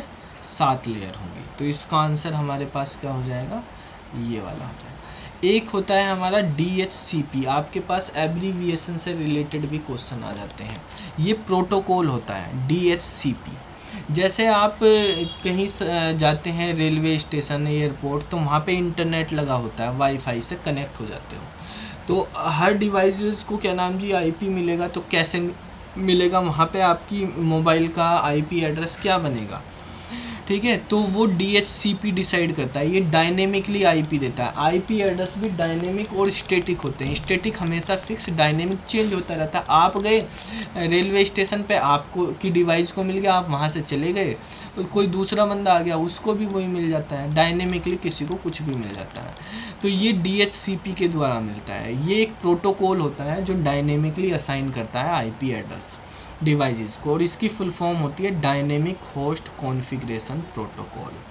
ठीक है, डायनेमिक होस्ट कॉन्फ़िगरेशन प्रोटोकॉल। अब IP एड्रेस 2 तरह के होते हैं। एक होता है IPv4 वर्जन 4 और एक IPv6 होता है। तो IPv4 जो होता है ये हमारे पास 32 बिट का होता है। 8 बिट के इसमें ब्लॉक होते हैं, ये 32 बिट्स का होता है। जो IPv6 होता है ये 128 बिट्स का होता है। ठीक है, ये 32 बिट्स सी वाला आंसर हो जाएगा। इसमें ये पूछा IPv4 हमारा कितने बिट का होता है, 32 बिट का होता है। ठीक है, और IPv6 हमारा 128 बिट का होगा। ठीक है, नेक्स्ट क्वेश्चन में फिर एब्रीविएशन का क्वेश्चन है, DNS क्या होता है। तो देखो, जो भी काम होता है सर्वर पे वो IP एड्रेस के थ्रू होता है, लेकिन IP एड्रेस हम इतने सारे याद नहीं रख पाएंगे। आपसे कहा गया कि भाई spsharmaji.com वेबसाइट है, तो आप SP शर्मा क्लासेस या spsharmaji.com से डोमेन का नाम याद रख लोगे कि ये डोमेन है। ठीक है, लेकिन आपसे कहा गया, मैंने अपनी वेबसाइट का IP एड्रेस दे दिया कि IP एड्रेस ये है, इस IP एड्रेस से आप वो कर लें, इसको लॉगिन कर लें, या इस आईपी एड्रेस को डालोगे तो वेबसाइट। तो आईपी एड्रेस आप भूल जाओगे, नंबरिंग इतनी याद नहीं। मोबाइल नंबर आपको कितनों के याद हैं? अपने दोस्तों के नाम सबके याद हैं दोस्तों के, ठीक है, मोबाइल नंबर याद नहीं होते। तो बेसिकली ये डीएनएस जो प्रोटोकॉल होता है एक, ये क्या करता है, ये इस जो डोमेन नेम होता है इसको आईपी एड्रेस से कनेक्ट करता है, ठीक है, इनके बीच में कनेक्शन की आप ये डालो वो उस पर्टिकुलर आईपी पे पहुंच जाएगा, ठीक है। और इसकी फुल फॉर्म होती है डीएनएस की, डोमेन नेम सिस्टम, ठीक है। तो ये डीएनएस होता है, डोमेन नेम सिस्टम। ऐसे ही नेक्स्ट क्वेश्चन में कहा what is the meaning of bandwidth in the network. Network में बैंडविड्थ का क्या मतलब होता है? तो बेटा देखो, बैंडविड्थ का मतलब क्या होता है, जैसे हमारे पास एक पाइप समझ लो आप, ठीक है, ये पाइप है जिसमें आप पानी भेजते हो। तो इस पाइप की जो मैक्सिमम हमारे पास विड्थ है उस विड्थ को बैंडविड्थ बोलते हैं, ठीक है। मैक्सिमम विड्थ जो होती है किसी भी उसकी, यानी मैक्सिमम फ्रीक्वेंसी और मिनिमम फ्रीक्वेंसी के बीच का जो रेंज होती है उसको बैंडविड्थ बोलते हैं। ऐसे ही जैसे आप नेटवर्क यूज़ कर रहे हो तो नेटवर्क में जब आपने मैक्सिमम और मिनिमम फ्रीक्वेंसी यूज़ की है तो उनके बीच में मतलब कैपेसिटी आपकी क्या है कम्युनिकेशन चैनल की। एक चैनल है, एक वायर है जिस पे से आप डेटा भेज रहे हो, तो उसकी क्या कैपेसिटी, किस रेंज का डेटा वो भेज सकता है, मिनिमम कितने स्पीड से जाएगा, मैक्सिमम कितना डेटा जाएगा, ठीक है, मिनिमम कितना भेज सकता है, मैक्सिमम कितना किस स्पीड से भेज सकता है, वो हमारे पास बैंडविड्थ से होती है। बैंडविड्थ के अकॉर्डिंग ही जब आप प्लान लेते हो इंटरनेट के कि हमें इतने MBPS का प्लान चाहिए, इतने डेटा का प्लान चाहिए, तो वो बैंडविड्थ दे देता है आपको कि इतना जो है डेटा आप यूज कर पाते हो। तो बैंडविड्थ का मतलब होता है transmission capacity of A communication channel. किसी कम्युनिकेशन चैनल की क्या कैपेसिटी होती है ट्रांसमिशन करने की डेटा को, ठीक है। ये आप क्वेश्चन हमारे ग्रुप में भी भेजोगे? भेज देंगे बेटा। इनको जो है हम बैंडविड्थ को बोल सकते हैं कि maximum frequency minus minimum frequency, ठीक है, इनके बीच की जो रेंज होती है जो आती है, तो फ्रीक्वेंसी का डिफरेंस जो होता है वो भी बैंडविड्थ कहलाता है। फिर एब्रीविएशन से रिलेटेड है ADSL क्या होता है। ADSL से रिलेटेड बेटा, ADSL पहले जो है इंटरनेट आपने देखे होंगे कि टेलीफोन लाइन से भी चलते थे, ठीक है, टेलीफोन फ़ोन होते थे, मोबाइल उससे कॉल भी हो जाती थी लैंडलाइन से, उससे ही नेट भी चल जाते थे, ठीक है। तो वो ADSL जो लाइन होती थी उस लाइन को हम बोलते थे ADSL लाइन, ठीक है। तो DSL लाइन भी, उसको DSL भी बोल देते हैं। DSL का मतलब होता है डिजिटल सब्सक्राइबर लाइन, और A का मतलब होता है यहाँ एसिमेट्रिक, ठीक है। DSL भी आपसे पूछा जा सकता है कि DSL क्या होता है। जो टेलीफोन लाइन होती है उससे जब हम इंटरनेट चलाते हैं उस वाली लाइन को हम डिजिटल सब्सक्राइबर लाइन बोलते हैं, DSL। और अगर उसमें हम एसिमेट्रिक ट्रांसमिशन कर रहे तो उसको एसिमेट्रिक, सिमेट्रिक करेंगे तो सिमेट्रिक हो जाएगा, सिंक्रोनस और एसिंक्रोनस में। तो इसकी फुल फॉर्म होती है एसिमेट्रिक डिजिटल सब्सक्राइबर लाइन, ठीक है। अभी आपको बताया था ब्रिज का यूज़ करते हैं हम नेटवर्क में। ब्रिज क्या होते हैं नेटवर्क में, ब्रिज किस लिए यूज़ करे जाते हैं, तो जो लैन होती हैं, अलग अलग लैन होती हैं, उनको कनेक्ट करने के लिए हम ब्रिज का यूज़ करते हैं, टू कनेक्ट लैन। लैन को कनेक्ट करने के लिए ब्रिज का, एक लैन बनी हुई है, एक इस तरह से सिस्टम कनेक्ट है ये एक दूसरे से एक लैन में, ये मान लिया नेटवर्क 1 है और ये एक दूसरा नेटवर्क बना हुआ है, इस नेटवर्क में कुछ कनेक्ट, अब इन दोनों को कनेक्ट करना तो यहाँ पे एक ब्रिज का यूज़ करते हैं, ठीक है, नेटवर्क 1 और नेटवर्क 2 को कनेक्ट करने के लिए, ठीक है। फिर कहा राउटर कौन सी लेयर पे काम करते हैं। अभी बताया था आपको राउटर कौन सी लेयर पे काम करते हैं, नेटवर्क लेयर पे, ठीक है, लेयर नंबर 4, नीचे से लेयर पढ़ते हैं रिसीवर एंड से बाय डिफ़ॉल्ट, तो लेयर नंबर 4 नहीं, ये 3 वाली होगी ना नीचे से, तो लेयर नंबर 3 हमारे पास नेटवर्क लेयर, ठीक है। तो इस पे हमारे पास राउटर काम करते हैं, ठीक है। जो ब्रिज होते हैं और जो हमारे पास स्विच होते हैं वो दूसरी डेटा लिंक लेयर पे काम करते हैं। फिर कहा कंप्यूटर नेटवर्क क्या होते हैं। नेटवर्क की डेफिनेशन बताई थी आपको, क्या होते हैं कंप्यूटर नेटवर्क। अरे भाई, collection of hardware component and interconnected by communication channel sharing the resource और इन्फॉर्मेशन, सारी चीज़ बताई थी। हार्डवेयर को भी कनेक्ट कर सकते हैं, ठीक है, कम्युनिकेशन चैनल से ये कनेक्ट होते हैं और इससे रिसोर्सेस या इन्फॉर्मेशन भी शेयर कर सकते हैं। तो सारी चीज़ कर सकते हैं, ऑल ऑफ द अबव हो जाएगा, ठीक है, नेटवर्क के थ्रू। अब देखो नेक्स्ट कहा फायरवॉल के बारे में कि what is firewall in computer network. Computer network में फायरवॉल क्या होती है? तो फायरवॉल एक फिजिकल बाउंड्री होती है नेटवर्क की, या ऑपरेटिंग सिस्टम होता है, या system design to prevent unauthorise access होता है, या एक वेब ब्राउजिंग सॉफ्टवेयर है? जल्दी से बताओ। सी होगा भाई, अनऑथराइज एक्सेस ना हो, एक सिक्योरिटी गार्ड की तरह फायरवॉल काम करता है सिस्टम में, कोई अनऑथराइज एक्सेस ना कर पाए, एंट्री ना कर पाए आपके नेटवर्क के अंदर, ठीक है। 271 पे देखो, how many layer does OSI reference model have. OSI reference model में कितनी लेयर होती हैं? ये तो यही आ गई क्वेश्चन, रिपीट हो गए हैं ये क्वेश्चन, शायद DHCP IPv4 यहाँ तक के क्वेश्चन यही वाले 279 से स्टार्ट है। हाँ 279 से स्टार्ट है। चलो भाई 270, हाँ ये वाला तो हमने पढ़ लिया। हाँ 279 पे आ जाते हैं। ईच IP नेटवर्क पैकेट, बताया था ना आपने, राउटर का नेटवर्क लेयर। हाँ 279 पे है बेटा, each IP packet must contain. IP का जो पैकेट होता है, जब हम डेटा भेजते हैं एक जगह से, अब देखो लेयर में आप चीज़ें एक और ध्यान रखना, जैसे आपको बताया आज प्यारे सचिन तेंदुलकर ने दूध पिया, ठीक है, ये आपको बताइए ये हार्डवेयर लेयर होती है, सॉफ्टवेयर। इन 3 लेयर पे जो डेटा होता है वो हमारे पास डेटा की फॉर्म में रहता है। जब हम ट्रांसपोर्ट लेयर पे पहुंच जाते हैं तो हमारा डेटा टुकड़ों में डिवाइड हो जाता है और वहाँ पे उस डेटा को हम बोलते हैं डेटाग्राम, ठीक है। नेटवर्क लेयर पे यानी राउटर के पास जब IP एड्रेस होता है नेटवर्क लेयर पे, तो वहाँ पे वो पैकेट बन जाता है, ठीक है, उसको पैकेट बोलते हैं। डेटा लिंक लेयर पे उसको फ्रेम बोलते हैं डेटा को, और फिजिकल लेयर पे डेटा को हम बिट बोलते हैं, ये 0-1 की फॉर्म में आ जाता है, ठीक है। तो इस तरह से हमारे पास डेटा डिवाइड होता चला जाता है। तो जो हमारे पास IP पे पैकेट बनते हैं, यानी हमने बड़े डेटा को, मान लिया आपको कहीं पे कुछ सामान भेजना, तो आपने पैकेट में वो पैक कर दिया। हर पैकेट पे आप एड्रेस लिखोगे भाई कहाँ से आया है, कहाँ जाना है। तो सोर्स का और डेस्टिनेशन का, जैसे कोरियर करते हो आप, लिखते हो ना कि कहाँ से आया, कहाँ पे भेजना, तो सोर्स और डेस्टिनेशन दोनों का एड्रेस लिखेंगे, तभी तो हम आगे भेज पाएंगे। उसको ही रीड करेगा राउटर कि कहाँ पे भेजना, तो वहाँ से आगे भेजते रहेगा, ठीक है। तो सी इसका आंसर हो जाएगा। इसके बाद कहा ब्रिज कौन सी लेयर पे काम करता है, बताओ जल्दी से, ब्रिज कौन सी लेयर पे काम करता है? अरे बताया था, भूल गए इतनी जल्दी। डेटा लिंक लेयर पे ब्रिज और स्विच, ठीक है, लेयर 2 होती है डेटा लिंक लेयर, उस पर काम करता है। 281 पे देखो, provide a connection oriented reliable service of sending message. Connection, और देखो 2 तरह की सर्विस होती हैं हमारे पास जब हम यूज करते हैं, एक होती है कनेक्शन ओरिएंटेड और एक होती है कनेक्शन लेस,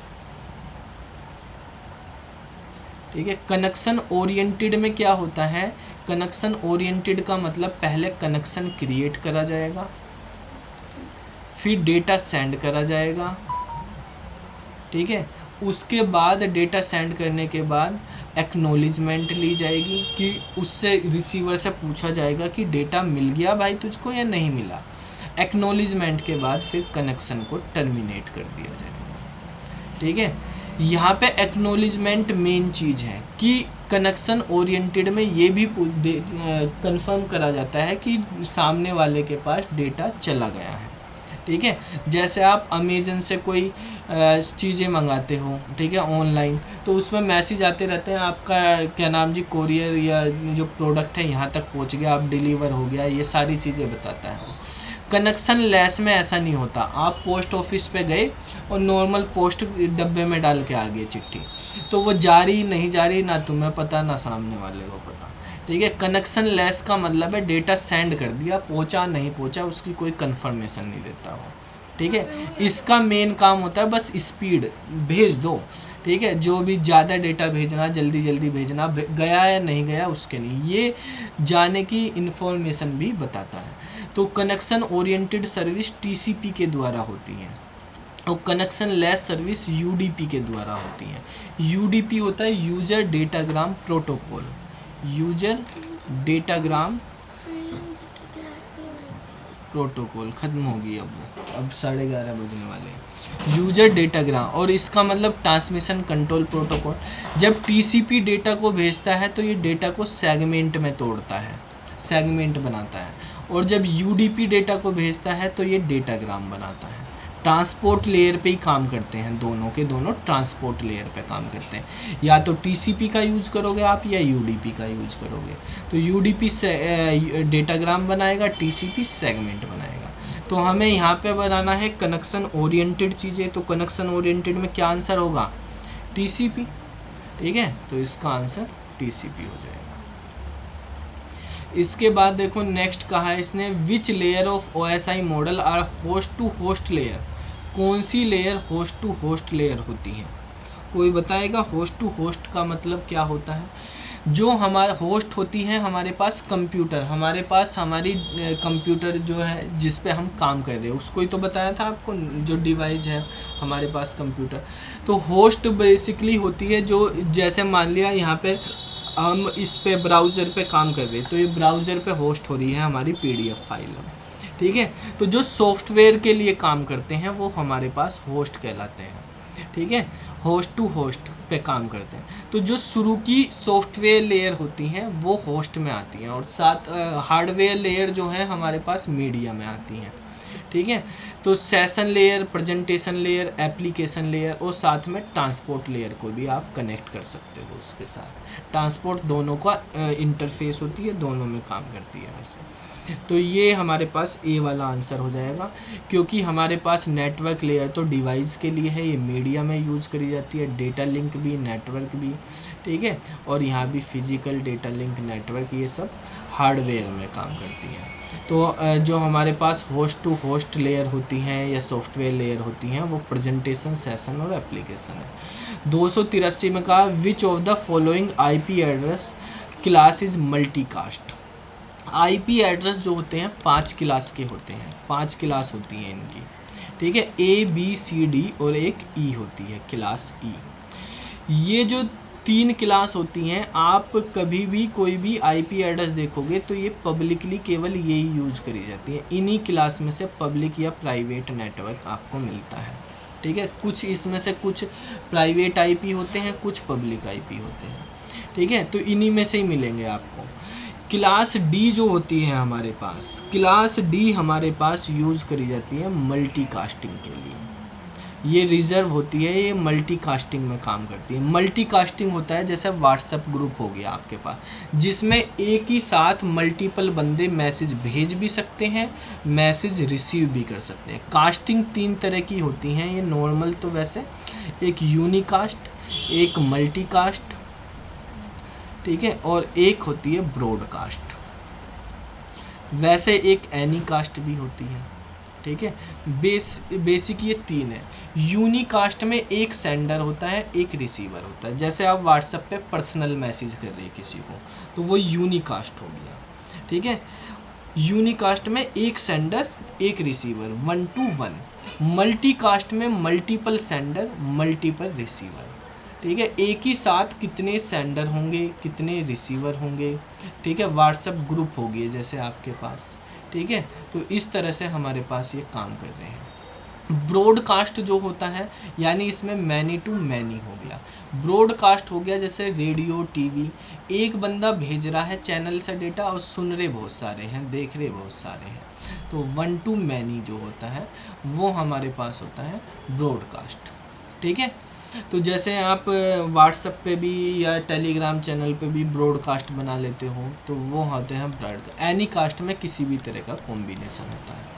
तो ये जो है हमारे पास मल्टीकास्टिंग के लिए क्लास D यूज होती है। क्लास E रिसर्च के लिए यूज होती है। नई चीज़ें कैसे इम्प्लीमेंट करी जाएँ तो ये रिसर्च करने वाले IP एड्रेस वो रखते हैं, रिसर्च एंड डेवलपमेंट में यूज करी जाती है। ठीक है, तो इसका आंसर डी हो जाएगा। नेक्स्ट क्वेश्चन 284 नंबर का है। इसमें कहा which of the following is correct regarding class B address of IP address. Class B के जो आईपी एड्रेस हैं उनके रिगार्डिंग आपको बताना कौन सी चीज़ें सही हैं। देखो बेसिकली हमारे पास 3 क्लास होती हैं, ठीक है, जो पब्लिकली यूज करी जाती है A B C. A class जो होती है उसमें 32 बिट का वो होता है ना हमारे पास आईपी एड्रेस, तो 32 बिट को हम 8 बिट के 4 उसमें पार्ट में डिवाइड करके रखते हैं ऐसे, ठीक है। ये वाला नेटवर्क के लिए काम करता है, ये होस्ट के लिए काम करते हैं, मतलब ये आईएसपी यूज़ करेगा, ये जो है क्लाइंट यूज़ करेंगे। होस्ट क्लाइंट हो मशीन हो गई आपके पास, ये आईएसपी के लिए हो गया। इसको हम चेंज नहीं कर सकते, इसको हम अपने कंप्यूटर के अकॉर्डिंग चेंज कर सकते हैं। बी क्लास में 2 नेटवर्क होते हैं, 2 होस्ट होते हैं। सी क्लास होती है उसमें 3 नेटवर्क होते हैं, 1 होस्ट होता है। इस तरह से बनते हैं। हर क्लास में एक नेटवर्क 1 होस्ट जरूर होगा, मिनिमम 1 नेटवर्क या 1 होस्ट हो गई। तो सब 8 बिट के होते हैं, टोटल 32 बिट होती है, ठीक है। तो ये क्लास ए में नेटवर्क 8 बिट का होता है, क्लास बी में नेटवर्क जो है 16 बिट के हो जाएंगे, 16 बिट के ये हो जाएंगे, इसमें ये 24 बिट का, ये 8 बिट का। तो इसने कहा कौन सा हमारे पास सही है क्लास बी के एड्रेस के अकॉर्डिंग, तो कौन सा वाला आंसर होगा। अब देखो क्लास बी में तो 16 आने चाहिए, 16 कोई आंसर ही नहीं इसमें, ठीक है। अब देखो क्लास ए वाला नेटवर्क का 1 बिट को रिजर्व करके रखता है, इसमें 1 बिट जो है वो रिजर्व होती है, रिजर्व बिट होती है। इसमें 2 बिट रिजर्व होती हैं, इसमें 3 बिट रिजर्व होती हैं नेटवर्क वाली। तो 1 बिट रिजर्व होगी तो मतलब यहाँ पे 7 रहेगी, यहाँ पे 16 में से 2 रिजर्व होगी तो कितनी रहेगी, 14 रहेगी नेटवर्क की। ये आईएसपी रिजर्व कर लेते हैं इन चीज़ों को, ठीक है। तो ये डिटेल में आप बीटेक में जाओगे उनमें इनके बारे में डिटेल में पढ़ोगे। तो अभी आपको केवल यही देखना, तो हमारे पास यहाँ पे हो जाएगा 7 नेटवर्क और 24 जो है होस्ट। यहाँ पे हो जाएंगी हमारी 14 नेटवर्क और 16 होस्ट। यहाँ पे हो जाएंगी 21 नेटवर्क और 8 होस्ट के लिए, ठीक है। तो यहाँ पे इसका आंसर क्या हो जाएगा, हमारे पास ए वाला आंसर हो जाएगा, 14 नेटवर्क बिट और 16 होस्ट बिट, ठीक है। अब देखो 285 में कहा last address of IP address represent. जो सबसे लास्ट वाला एड्रेस होता है उसको हम ब्रॉडकास्ट एड्रेस बोलते हैं। किसी भी आईपी में जो सबसे लास्ट वाला एड्रेस को बोला जाता है उसको बोलते हैं हम ब्रॉडकास्ट एड्रेस, और सर फर्स्ट वाले को यूनिकास्ट? नहीं बेटा, फर्स्ट वाले को यूनिकास्ट नहीं, उसको सब नेट एड्रेस बोलते हैं या नेटवर्क एड्रेस बोलते हैं, ठीक है। ये लास्ट वाला होता है और ये फर्स्ट वाला होता है नेटवर्क एड्रेस। बाकी बीच वाले जो होते हैं वो कहलाते हैं होस्ट एड्रेस, ठीक है। फर्स्ट वाले को क्या बोलेंगे, नेटवर्क एड्रेस, ठीक है। लास्ट वाले को बोलेंगे ब्रॉडकास्ट एड्रेस, और जो बीच में होंगे मिडिल वाले होंगे जितने भी वो कहलाएंगे होस्ट एड्रेस, ठीक है। 2 एड्रेस होस्ट में भी, हर होस्ट में 2 एड्रेस रिजर्व होते हैं, एक नेटवर्क के लिए एक ब्रॉडकास्ट के लिए, ठीक है। अब देखो नेक्स्ट क्वेश्चन समझते हैं। How many bit are there in ethernet address. एक ईथरनेट जैसे आईपी एड्रेस होता है, आपको बताया एक फिजिकल एड्रेस या मैक एड्रेस होता है, तो उसको हम ईथरनेट एड्रेस भी बोलते हैं। इसको ईथरनेट एड्रेस, मैक एड्रेस या फिजिकल एड्रेस कुछ भी बोल देते हैं। तो ये 48 बिट का होता है। फिजिकल एड्रेस, ईथरनेट एड्रेस या मैक एड्रेस 48 बिट का होता है। 287 में कहा how many layer are in TCP IP model. 5। TCP IP में हमारे पास कितनी लेयर होंगी, 5 लेयर होंगी, तो यहाँ पे 5 आंसर हो जाएगा, ठीक है बेटा। अब नेक्स्ट क्वेश्चन है which of the following layer of OSI model also called end to end layer. तो एंड टू एंड लेयर कौन सी लेयर को कहते हैं, ठीक है।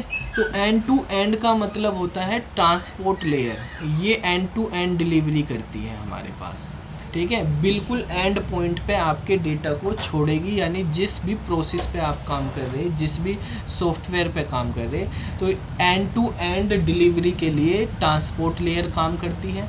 इनमें भी क्वेश्चन आता है कि अगर आपको एंड टू एंड डिलीवरी करनी है तो आप कौन सी लेयर का यूज़ करेंगे, या आपको प्रोसेस टू प्रोसेस डिलीवरी करनी है, ठीक है, बिल्कुल प्रोसेस मतलब एप्लीकेशन पे करनी, तो हम ट्रांसपोर्ट लेयर का यूज़ करते हैं।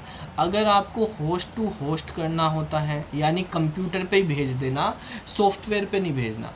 यहाँ एंड टू एंड मतलब आपने जीमेल से, एक कंप्यूटर है, एक दूसरा कंप्यूटर, इस बंदे ने, ए वाले ने जीमेल से, अपने जीमेल से कोई डेटा भेजा और इस कंप्यूटर के बी बंदे के जीमेल पे भेजना, तो जीमेल से जीमेल तक ही पहुंचा देना वो उसकी आई पे, तो वो कहलाएगा होस्ट, यानी वो मतलब एंड टू एंड कहलाएगा ट्रांसपोर्ट लेयर। लेकिन इसके कंप्यूटर से बस इसके कंप्यूटर पे पहुंच गया, अभी उसके सॉफ्टवेयर पे नहीं पहुंचा वो, तो वहाँ तक कंप्यूटर पे पहुँचाने का काम, मतलब जैसे मान लिया आप एक हॉस्टल में, एक बंदा, ये एक हॉस्टल है, ये एक हॉस्टल है, तो एक बंदा गया हॉस्टल के गेट पे पहुंच गया, हॉस्टल के गेट पे गाड़ी ने छोड़ दिया, तो वो हो गया होस्ट करना। अब हॉस्टल के गेट पे छोड़ के अपने दोस्त के कमरे में जा रहा वो, तो वहाँ पे एंड हो गया। कमरे तक पहुँचाने का काम जो है ट्रांसपोर्ट लेयर का, हॉस्टल के गेट पे पहुँचाने का काम नेटवर्क का, तो ये नेटवर्क लेयर करती है, ठीक है। बीच में कहीं पॉइंट बनेंगे, जैसे बस से मान लिया आप जा रहे हो, तो बस से मान लिया आप एक जगह से दूसरी जगह जा रहे हैं, अपने दोस्त है वो हॉस्टल में रहता है, तो यहाँ पे बस बीच बीच में या ट्रेन बीच बीच में रुकती जाती है, ये पॉइंट बने होते हैं, स्टेशन बने होते हैं, तो इनको हम बोलते हैं पॉइंट टू पॉइंट या नोड टू नोड, या हम बोल सकते हैं कि आप जो है पॉइंट बोल दो, नोड बोल दो, ठीक है। तो पॉइंट या नोड पे जब हम कम्युनिकेशन करवा रहे हैं एक पॉइंट से पॉइंट पे, नोड टू नोड पे, तो ये जो है डेटा लिंक लेयर के थ्रू होगा, यहाँ पे डेटा लिंक लेयर काम करेगी, ठीक है। तो इसका आंसर ट्रांसपोर्ट लेयर हो गया। अब देखो नेक्स्ट क्वेश्चन में कहा 289 में, why IP protocol is consider as unreliable. IP protocol unreliable कब कहलाते हैं और क्यों कहलाते हैं, ठीक है, कि ए पैकेट में बी लॉस्ट कब कहलाएगा। तो बेसिकली अगर पैकेट आपका लॉस हो गया, पैकेट जो है अलग ऑर्डर में गया, क्योंकि टीसीपी मैनेज करता है पैकेट का ऑर्डर, कि जिस ऑर्डर में भेजा उसी ऑर्डर में जाएं।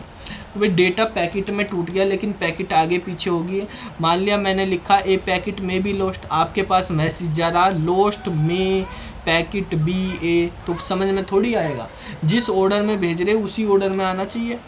तो ऑर्डर भी ये टीसीपी देखता है, आईपी नहीं देखता। डुप्लीकेट पैकेट अगर जनरेट हो गए तो ये चीज़ें सब टीसीपी मैनेज करता है, ना कि आईपी। तो ये सारे के सारे ऑप्शन हो जाएंगे, इसलिए हम आईपी को अनरिलायबल बोलते हैं, इसीलिए हम आईपी के साथ साथ टीसीपी का भी यूज़ करते हैं। टीसीपी इन सब चीज़ों को मैनेज करेगा।